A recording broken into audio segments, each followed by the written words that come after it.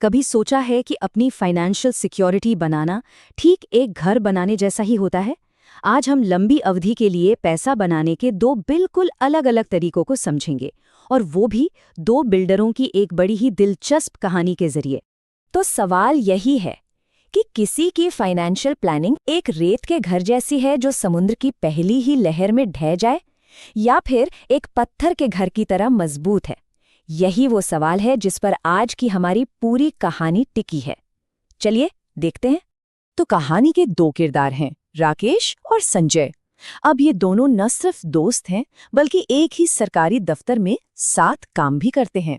और जानते हैं, दोनों का सपना भी एक ही है, रिटायरमेंट के लिए एक ऐसा शानदार, मजबूत घर बनाना जो हर मौसम में टिका रहे। अब मंजिल तो एक थी, पर रास्ते बिल्कुल अलग थे।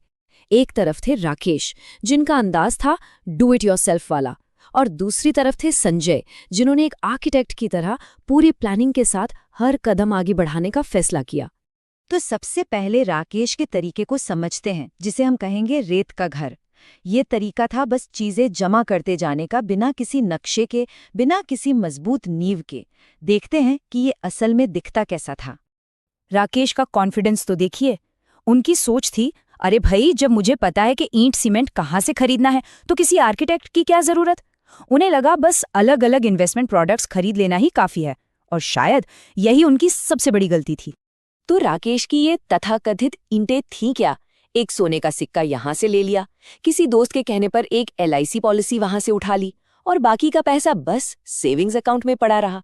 मतलब सब कुछ बिखरा बिखरा सा, कोई तालमेल ही नहीं। ये घर कम और मलबे का ढेर ज्यादा लग रहा था। तो राकेश की इस पूरी स्ट्रैटेजी में सबसे बड़ी, सबसे बुनियादी कमी क्या थी? एक नक्शा। उनके पास कोई ब्लूप्रिंट ही नहीं था। वो बस ईंटें और सीमेंट जमा तो कर रहे थे, पर उन्हें ये अंदाजा तक नहीं था कि इन सबसे एक मजबूत घर खड़ा कैसे होगा। और अब आते हैं संजय के पत्थर के घर पर। राकेश के तरीके से एकदम अलग। संजय का हर एक कदम एक सोची समझी लक्ष्य पर आधारित स्ट्रैटेजी का हिस्सा था। संजय ने एक प्रोफेशनल की मदद ली, और देखिए प्रोसेस कितना सीधा और साफ था। सबसे पहले ये तय हुआ कि ये घर बनाना क्यों है, मतलब जिंदगी के असली लक्ष्य क्या हैं। फिर उन लक्ष्यों के आधार पर एक पूरा नक्शा, एक डिटेल्ड वेल्थ प्लान तैयार किया गया, और उसके बाद बिल्कुल आखिर में उस नक्शे के हिसाब से सही मटेरियल यानी सही इन्वेस्टमेंट्स को चुना गया। जरा संजय का ब्लूप्रिंट देखिए, कितना क्लियर है। हर लक्ष्य के साथ एक डेडलाइन जुड़ी थी। 10 साल में बेटी की शादी के लिए फंड, 12 साल में बेटे की पढ़ाई का पूरा खर्च, और 15 साल में खुद के लिए एक आरामदायक रिटायरमेंट। मतलब हर एक रुपए को पहले से ही उसका काम पता था। यहाँ कोई भी चीज बस ऐसे ही नहीं खरीदी गई थी। संजय के इन्वेस्टमेंट्स, जैसे कि म्यूचुअल फंड्स, मजबूत स्टील की सरियों की तरह चुने गए थे, जो मार्केट के उतार चढ़ाव के तूफानों को झेलने के लिए लचीले भी हों, और समय के साथ लगातार मजबूत होने के लिए ताकतवर भी। और फिर कहानी में आता है एक मोड़। एक दशक गुजर जाता है, और अब समय था असली परीक्षा का, ये देखने का कि कौन सा घर असल दुनिया के तूफानों का सामना कर पाता है और कौन सा नहीं। और इन 10 सालों में दुनिया काफी बदल गई थी। शेयर बाजार बुरी तरह गिरे, और महंगाई ने हर चीज, बच्चों की पढ़ाई से लेकर घर के खर्च तक की लागत को लगभग दोगुना कर दिया। असली इम्तिहान अब शुरू हुआ था।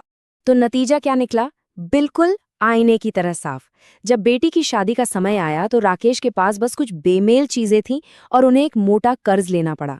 वहीं संजय का मैरिज फंड पूरी तरह से तैयार था। बेटे की पढ़ाई के लिए राकेश के पास कोई प्लान था ही नहीं, जबकि संजय का एजुकेशन फंड एडमिशन के लिए इंतजार कर रहा था। और सबसे बड़ा झटका, इस नए कर्ज के बोझ तले राकेश का रिटायरमेंट ही खतरे में आ गया, जबकि संजय की मजबूत नींव वैसी की वैसी थी, और उनका घर लगातार और बड़ा हो रहा था। तो इस पूरी कहानी से सीखने को क्या मिलता है? सबक ये है कि एक संग्राहक नहीं, एक वास्तुकार बनना जरूरी है। बात सिर्फ फाइनेंशियल प्रोडक्ट्स इकट्ठा करने की नहीं है, असली काम तो एक मजबूत योजना, एक मजबूत नक्शा बनाने का है। इसे ऐसे समझ सकते हैं, एक संग्रह करने वाला मतलब कलेक्टर बिना किसी लक्ष्य के बस चीजें खरीदता रहता है, जैसे शॉपिंग कार्ट में कुछ भी डाल लेना। वहीं एक योजना बनाने वाला यानी प्लानर एक नक्शे पर चलता है, जहां हर कदम का, हर रुपए का एक साफ मकसद होता है। तो आखिर में सवाल यही बचता है कि किसी का पैसा महज ईंटों का एक ढेर है या फिर एक मजबूत, हमेशा टिकने वाले घर की नींव।